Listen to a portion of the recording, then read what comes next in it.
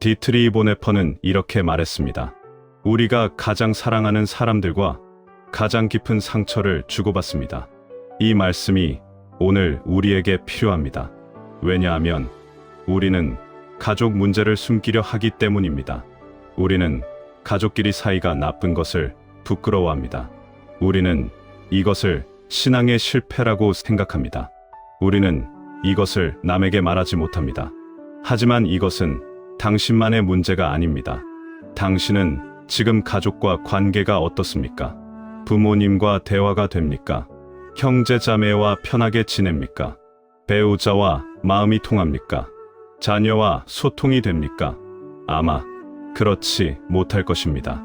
당신은 가족 앞에서 가장 피곤합니다. 당신은 가족과 함께 있을 때 가장 불편합니다. 당신은 가족에게서 상처를 받았습니다. 그리고 당신도 가족에게 상처를 주었습니다. 당신은 이것을 이상하게 생각합니까? 당신은 이것이 잘못되었다고 느낍니까? 맞습니다. 이것은 하나님이 원하신 모습이 아닙니다. 하지만 이것은 현실입니다. 성경을 보십시오. 성경의 첫 가족이 어떻습니까? 아담과 하와입니다. 그들의 두 아들이 있었습니다. 가인과 아벨입니다. 창세기 4장 8절입니다. 가인이 그의 아우 아벨에게 말하고 그들이 들에 있을 때에 가인이 그의 아우 아벨을 쳐 죽이니라. 형이 동생을 죽였습니다. 첫 가족에서 일어난 일입니다. 이것이 죄가 들어온 세상의 모습입니다. 가족이라고 해서 예외가 아닙니다. 아브라함의 가정을 보십시오. 아브라함과 사라 사이에 갈등이 있었습니다. 사라와 하갈 사이에 갈등이 있었습니다. 이삭과 이스마엘 사이에 갈등이 있었습니다. 이삭의 가정을 보십시오. 이삭은 에서를 사랑했고 리브가는 야곱을 사랑했습니다. 부모가 자녀를 편애했습니다. 그 결과 형제 사이에 미움이 생겼습니다. 창세기 27장 41절입니다. 에서가 그의 아버지가 야곱에게 축복한 그 축복으로 말미암아 야곱을 미워하여 심중에 이르기를 아버지를 곡할 때가 가까웠은즉 내가 내 아우 야곱을 죽이리라. 형이 동생을 죽이려고 했습니다.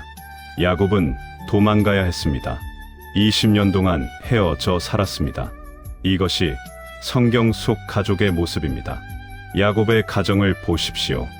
야곱도 자녀를 편애했습니다. 요셉을 특별히 사랑했습니다. 그 결과 형들이 요셉을 미워했습니다. 창세기 37장 4절입니다. 그의 형들이 아버지가 형제들보다 그를 더 사랑함을 보고 그를 미워하여 그에게 화목하게 말할 수 없었더라. 화목하게 말할 수 없었다고 했습니다. 형들은 결국 요셉을 팔아버렸습니다. 노예로 팔았습니다. 이것이 가족이 한 일입니다. 다윗의 가정을 보십시오. 다윗의 아들 암논이 누이 다말을 욕되게 했습니다. 다윗의 아들 압살롬이 형 암논을 죽였습니다. 압살롬이 아버지 다윗을 배신하고 반역했습니다. 다윗의 가정은 무너졌습니다. 당신은 이것을 보면서 무엇을 느낍니까? 위로를 받습니까? 아니면 절망합니까? 성경이 이 이야기들을 기록한 이유는 무엇입니까? 가족 갈등이 정상이라는 것을 말하려는 것입니까? 아닙니다. 이것은 죄의 결과입니다. 이것은 타락한 세상의 모습입니다. 하지만 동시에 이것은 현실입니다. 믿음의 조상들도 가족 문제가 있었습니다. 하나님의 사람들도 가족과 갈등했습니다. 이것은 당신만의 문제가 아니라는 것입니다. 스펄전은 이렇게 말했습니다. 가장 거룩한 가정도 죄의 영향에서 자유롭지 못합니다. 완벽한 가족은 이 땅에 없습니다. 당신의 가족이 완벽하지 않다고 해서 당신의 신앙이 실패한 것이 아닙니다. 당신의 가족이 갈등한다고 해서 하나님이 당신을 버리신 것이 아닙니다. 하지만 이것을 방치해서는 안 됩니다. 이것을 당연하게 여겨서는 안 됩니다. 이것을 개선하려는 노력을 해야 합니다. 하나님은 우리에게 회복을 원하십니다. 그렇다면 왜 가족끼리 사이가 나빠집니까? 첫째, 기대 때문입니다. 우리는 가족에게 너무 많은 것을 기대합니다. 가족은 나를 이해해야 한다고 생각합니다. 가족은 나를 받아주어야 한다고 생각합니다. 가족은 나를 사랑해야 한다고 생각합니다. 하지만 가족도 사람입니다. 가족도 연약합니다. 가족도 실수합니다. 가족도 한계가 있습니다. 당신이 가족에게 완벽을 기대할 때 당신은 실망하게 됩니다. 당신이 가족에게 무조건적 사랑을 요구할 때 당신은 상처받게 됩니다. 둘째, 과거 때문입니다. 어린 시절의 상처가 남아 있습니다. 부모로부터 받은 상처가 있습니다. 형제자매로부터 받은 상처가 있습니다. 그 상처를 치유하지 못했습니다. 당신은 그것을 잊으려고 합니다. 당신은 그것을 덮으려고 합니다. 하지만 그것은 여전히 당신 안에 있습니다. 그것이 현재의 관계를 해칩니다. 에베소서 4장 26절입니다. 분을 내어도 죄를 짓지 말며 해가 지도록 분을 품지 말고 해가 지도록 분을 품지 말라고 했습니다. 하루를 넘기지 말라는 것입니다. 하지만 우리는 몇 년을 품습니다. 10년, 20년을 품습니다. 이것이 문제입니다. 과거의 분노가 현재를 지배합니다. 과거의 상처가 미래를 망칩니다. 셋째, 기준 때문입니다. 우리는 서로 다른 기준을 가지고 있습니다. 부모는 부모의 기준이 있습니다. 자녀는 자녀의 기준이 있습니다. 배우자는 각자의 기준이 있습니다. 당신은 당신의 기준이 옳다고 생각합니다. 당신은 상대방이 변해야 한다고 생각합니다. 하지만 상대방도 똑같이 생각합니다. 그래서 충돌이 일어납니다. 잠언 14장 12절입니다. 어떤 길은 사람이 보기에 바르나 필경은 사망의 길이니라. 사람이 보기에 바르다고 했습니다. 하지만 필경은 사망이라고 했습니다. 당신의 기준이 항상 옳은 것은 아닙니다. 넷째, 교만 때문입니다. 우리는 가족 앞에서 교만합니다. 나는 옳고 너는 틀렸다고 생각합니다. 나는 노력했고 너는 노력하지 않았다고 생각합니다. 나는 희생했고 너는 이기적이었다고 생각합니다. 하지만 이것은 교만입니다. 당신도 실수했습니다. 당신도 상처를 주었습니다. 당신도 잘못했습니다. 야고보서 4장 6절입니다. 하나님은 교만한 자를 물리치시고 겸손한 자에게 은혜를 주시느니라. 교만이 관계를 무너뜨립니다.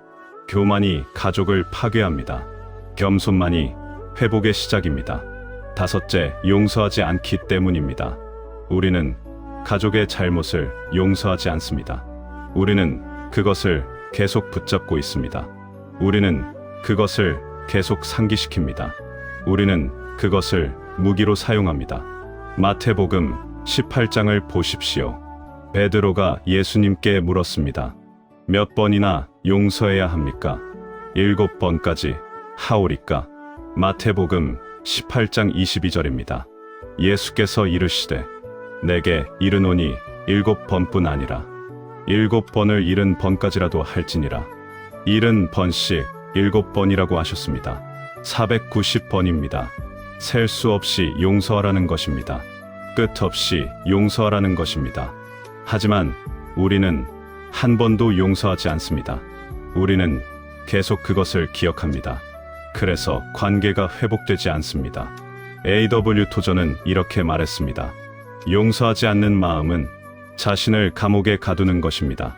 당신이 용서하지 않을 때 당신이 갇힙니다. 당신이 자유롭지 못합니다.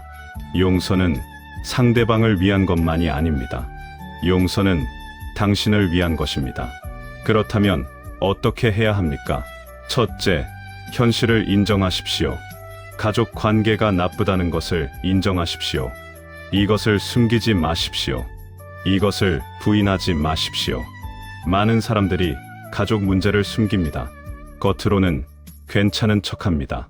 하지만 속으로는 무너져 있습니다. 이것은 해결책이 아닙니다. 문제를 인정해야 해결이 시작됩니다.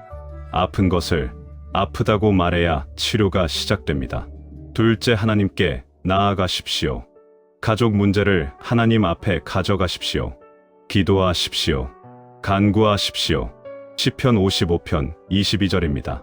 내 짐을 여호와께 맡겨 그가 너를 붙드시고 의인의 요동함을 영원히 허락하지 아니하시리로다. 내 짐을 맡기라고 했습니다. 가족 문제가 당신의 짐입니까? 그것을 하나님께 맡기십시오. 당신 혼자 해결할 수 없습니다. 당신의 힘으로는 부족합니다. 하나님이 필요합니다. 셋째, 자신을 돌아보십시오. 상대방만 탓하지 마십시오. 당신도 잘못이 있습니다. 당신도 책임이 있습니다. 마태복음 7장 3절입니다. 어찌하여 형제의 눈 속에 있는 티는 보고 내 눈 속에 있는 들보는 깨닫지 못하느냐? 내 눈 속의 들보를 먼저 보라고 하셨습니다. 상대방의 티가 아니라 당신의 들보를 먼저 보라고 하셨습니다. 당신이 먼저 회개하십시오. 당신이 먼저 변화하십시오. 그러면 관계가 달라질 수 있습니다. 넷째, 대화를 시도하십시오. 침묵은 해결책이 아닙니다. 피하는 것은 해결책이 아닙니다. 대화해야 합니다. 하지만 지혜롭게 대화해야 합니다. 감정적으로 대화하면 안 됩니다. 비난하면서 대화하면 안 됩니다. 에베소서 4장 29절입니다. 무릇 더러운 말은 너희 입 밖에도 내지 말고 오직 덕을 세우는데 소용되는 대로 선한 말을 하여 듣는 자들에게 은혜를 끼치게 하라. 덕을 세우는 말을 하라고 했습니다. 은혜를 끼치는 말을 하라고 했습니다. 비난이 아니라 이해를 구하십시오. 공격이 아니라 소통을 원하십시오. 다섯째, 용서하십시오. 상대방이 사과하지 않아도 용서하십시오. 상대방이 변하지 않아도 용서하십시오. 용서는 상대방을 위한 것이 아니라 당신을 위한 것입니다. 골로새서 3장 13절입니다. 누가 누구에게 불만이 있거든 서로 용납하여 피차 용서하되 주께서 너희를 용서하신 것 같이 너희도 그리하고 주께서 용서하신 것 같이라고 했습니다. 하나님이 당신을 용서하셨습니다. 당신의 모든 죄를 용서하셨습니다. 당신도 그렇게 용서해야 합니다.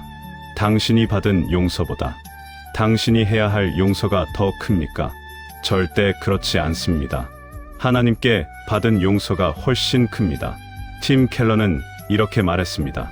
우리가 다른 사람을 용서할 수 없다면 우리는 아직 하나님의 용서를 깊이 이해하지 못한 것입니다. 여섯째, 경계를 세우십시오. 용서한다고 해서 모든 것을 허용하는 것은 아닙니다. 사랑한다고 해서 학대를 참는 것은 아닙니다. 지혜로운 경계가 필요합니다. 어떤 가족 관계는 독이 됩니다. 어떤 가족 관계는 당신을 무너뜨립니다. 당신은 자신을 보호해야 합니다. 이것이 사랑이 없는 것이 아닙니다. 이것은 지혜로운 것입니다. 당신이 무너지면 아무도 도울 수 없습니다. 일곱째, 시간을 주십시오. 관계 회복은 하루아침에 이루어지지 않습니다. 오랜 시간이 걸립니다. 인내가 필요합니다. 로마서 12장 18절입니다. 할 수 있거든 너희로서는 모든 사람과 더불어 화목하라. 할 수 있거든이라고 했습니다. 때로는 화목이 불가능할 때도 있습니다. 당신이 할 수 있는 최선을 다하십시오.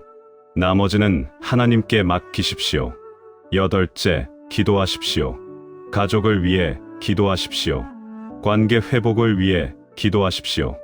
하나님의 개입을 구하십시오. 야고보서 5장 16절입니다.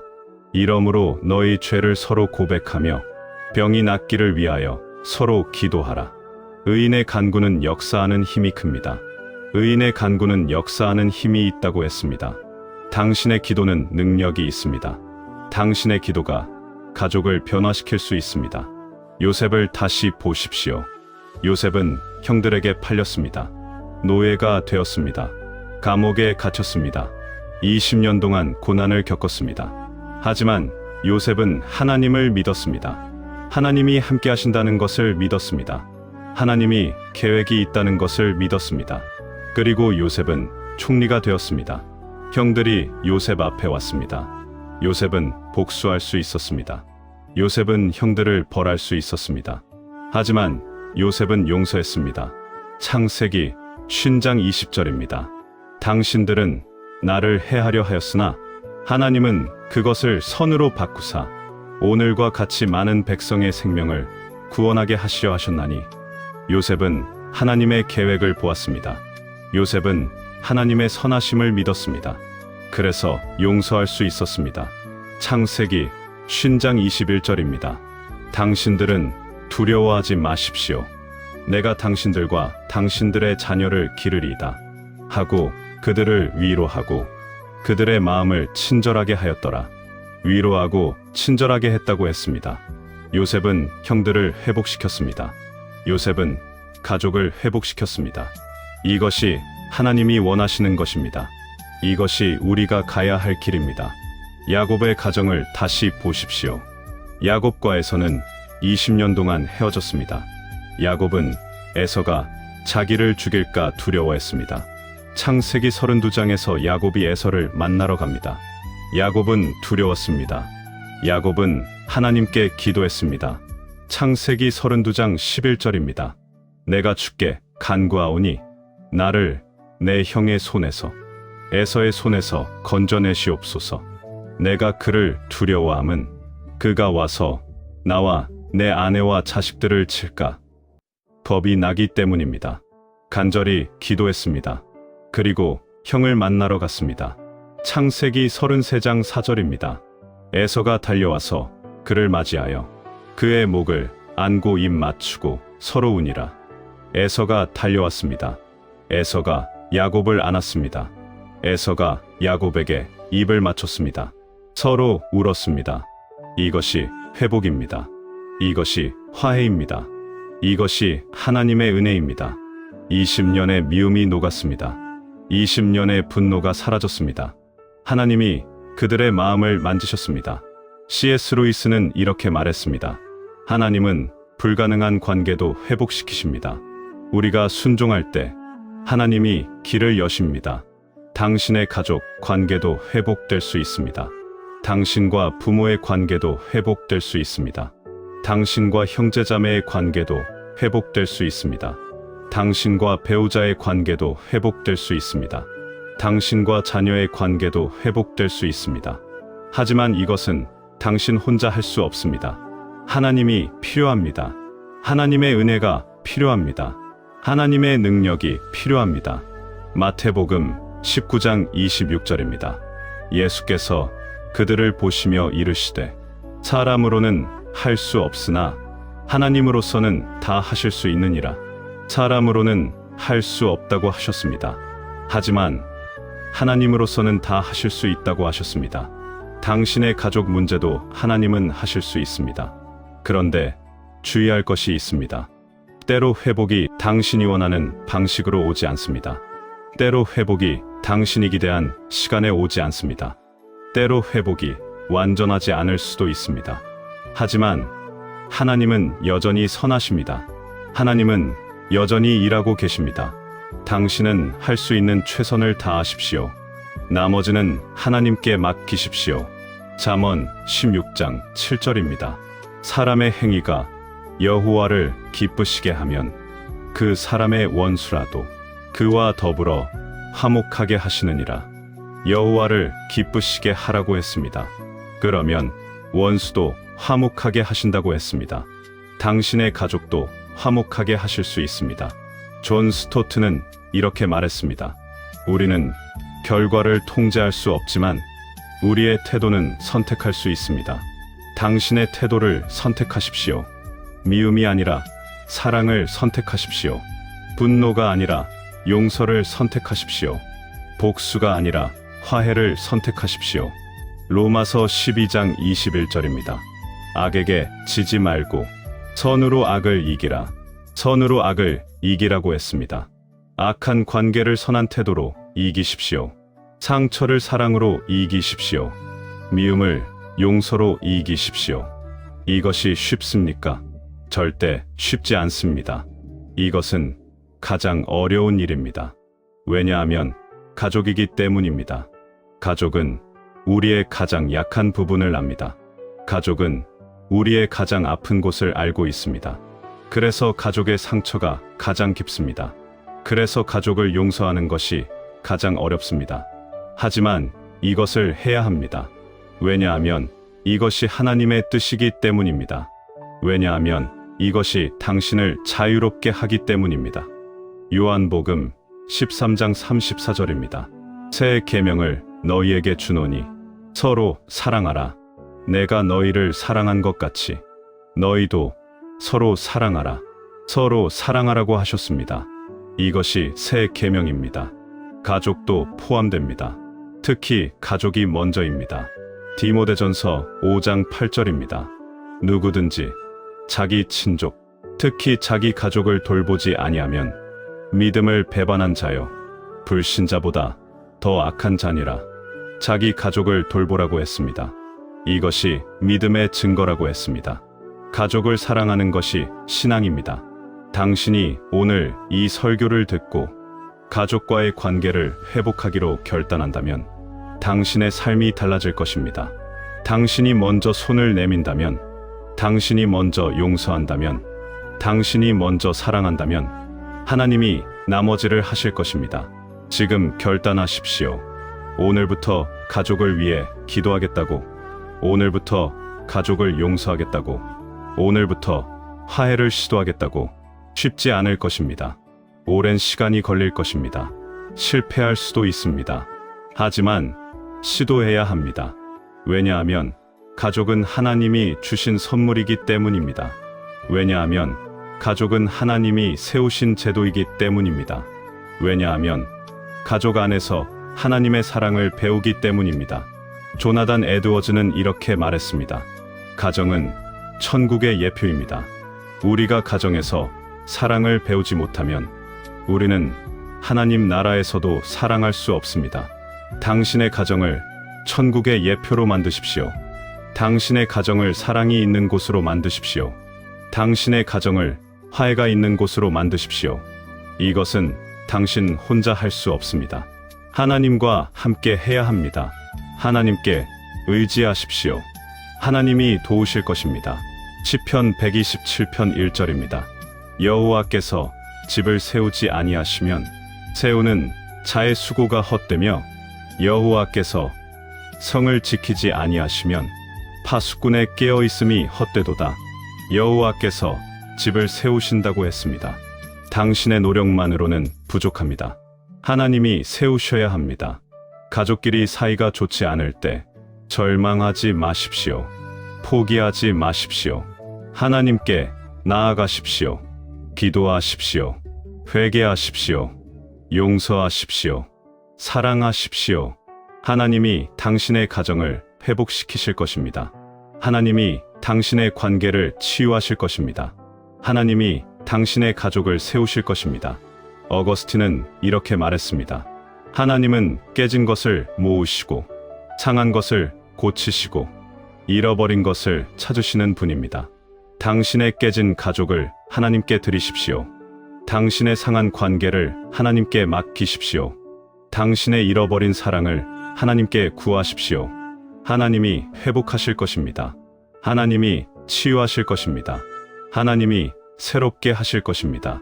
가족끼리 사이가 좋지 않은 것은 끝이 아니라 시작입니다. 회복을 향한 첫걸음입니다. 하나님을 더 깊이 의지하는 기회입니다. 지금 첫걸음을 내디드십시오. 지금 무릎 꿇고 기도하십시오. 지금 전화기를 들고 연락하십시오. 지금 용서를 구하십시오. 하나님이 당신과 함께 하실 것입니다. 하나님이 길을 여실 것입니다. 하나님이 당신의 가정을 회복하실 것입니다. 가족은 하나님이 주신 가장 소중한 선물입니다. 그 선물을 포기하지 마십시오. 그 선물을 위해 싸우십시오. 그 선물을 위해 기도하십시오. 당신의 가정이 사랑의 공동체가 되기를 바랍니다. 당신의 가족이 서로를 세우는 곳이 되기를 바랍니다. 당신의 집이 하나님의 임재가 있는 곳이 되기를 바랍니다. 가족끼리 사이가 좋지 않을 때 그것을 숨기지 말고 하나님께 가져가십시오. 그것을 방치하지 말고 회복을 위해 노력하십시오. 그것을 혼자 감당하지 말고 하나님과 함께 하십시오.